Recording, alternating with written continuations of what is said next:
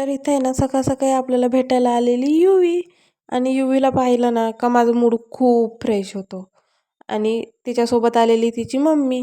तर तिथून घरी आले, मस्त दुपारच्या जेवणात आहे ना फ्लॉवरची भाजी आणि चपात्या केलेल्या.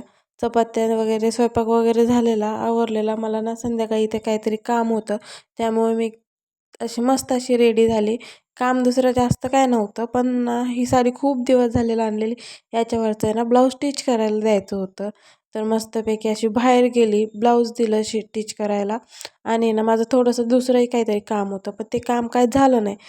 असो मग ते काम झाले नाही तर लगेच घराकडे निघाली. घराकडे येताना ना हे असं शेत दिसलं. शेत वगैरे काय दिसलं ना, मला पहिली आठवण येते ती म्हणजे आपल्या गावाची.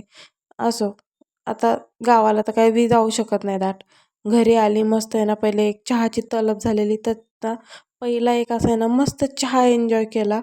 चहा एन्जॉय करता करताच आहे ना रात्री स्वयंपाकाला काय बनवू काय बनवू, तर इथे मस्त अशी ना बटाट्याची भाजी आणि ना बाजरीची भाकरी केलेली.